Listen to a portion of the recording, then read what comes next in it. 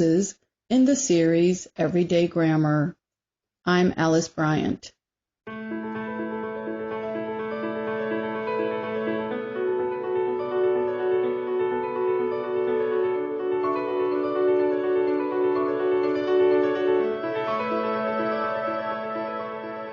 After 20 years. The cop moved along the street looking strong and important. This was the way he always moved. He was not thinking of how he looked. There were few people on the street to see him. It was only about 10 at night, but it was cold, and there was a wind with a little rain in it. He stopped at doors as he walked along, trying each door to be sure that it was closed for the night. Now and then he turned and looked up and down the street. He was a fine-looking cop, watchful, guarding the peace. People in this part of the city went home early. Now and then you might see the lights of a shop or a small restaurant, but most of the doors belonged to business places that had been closed hours ago. Then the cop suddenly slowed his walk. Near the door of a darkened shop a man was standing. As the cop walked toward him, the man spoke quickly. "It's all right, officer," he said. "I'm waiting for a friend. 20 years ago, we agreed to meet here tonight. It sounds strange to you, doesn't it? I'll explain if you want to be sure that everything's all right. About 20 years ago, there was a restaurant here where this shop stands. Big Joe Brady's restaurant. It was here until 5 years ago," said the cop. The man near the door had a colorless, square face with bright eyes and a little white mark near his right eye. He had a large jewel in his necktie. 20 years ago tonight," said the man, "I had dinner here with Jimmy Wells. He was my best friend and the best fellow in the world. He and I grew up together here in New York, like two brothers. I was 18 and Jimmy was 20. The next morning, I was to start for the West.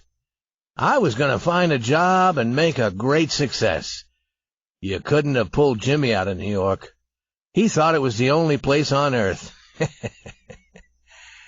We agreed that night that we would meet here again in 20 years. We thought that in 20 years we would know what kind of men we were and what future waited for us." "It sounds interesting," said the cop. "A long time between meetings, it seems to me. Have you heard from your friend since you went west?" "Yes, for a time we did write to each other," said the man. "But after a year or two we stopped. The West is big. I moved around everywhere, and I moved quickly. But I know that Jimmy will meet me here if he can. He was as true as any man in the world. He'll never forget. I came 1,000 miles to stand here tonight. But I'll be glad about that if my old friend comes too." The man waiting took out a fine watch covered with small jewels. 3 minutes before 10, he said. "It was 10 that night when we said goodbye here at the restaurant door." "You were successful in the West, weren't you?" asked the cop. "I surely was. I hope Jimmy has done half as well. He was a slow mover. I've had to fight for my success. In New York, a man doesn't change much. In the West, you learn how to fight for what you get." The cop took a step or two. "I'll go on my way," he said. "I hope your friend comes all right. If he isn't here at 10, are you going to leave?" "I am not," said the other. "I'll wait half an hour at least. If Jimmy is alive on this earth, he'll be here by that time. Good night, officer."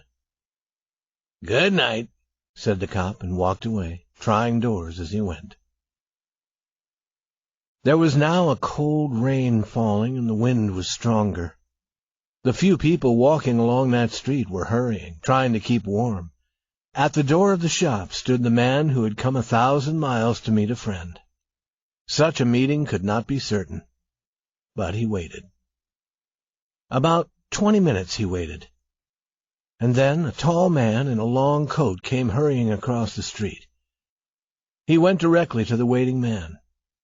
"Is that you, Bob?" he asked doubtfully. "Is that you, Jimmy Wells?" cried the man at the door. The new man took the other man's hand in his. It's Bob! It surely is! I was certain I would find you here if you were still alive. 20 years is a long time. The old restaurant is gone, Bob. I wish it were here, so that we could have another dinner in it. Has the West been good to you? They gave me everything I asked for. You changed, Jimmy. I never thought you were so tall. Oh, I grew a little after I was 20. Are you doing well in New York, Jimmy? Well enough. I work for the city. Come on, Bob. We'll go to a place I know and have a good long talk about old times. The two men started along the street, arm in arm. The man from the West was beginning to tell the story of his life.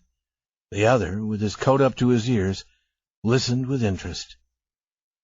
At the corner stood a shop, bright with electric lights. When they came near, each turned to look at the other's face. The man from the West stopped suddenly and pulled his arm away. "You're not Jimmy Wells," he said. 20 years is a long time, but not long enough to change the shape of a man's nose. It sometimes changes a good man into a bad one, said the tall man. You've been under arrest for 10 minutes, Bob. Chicago cops thought you might be coming to New York. They told us to watch for you. Are you coming with me quietly? That's wise. But first, here's something I was asked to give you. You may read it here at the window. It's from a cop named Wells. The man from the West opened the little piece of paper. His hand began to shake a little as he read.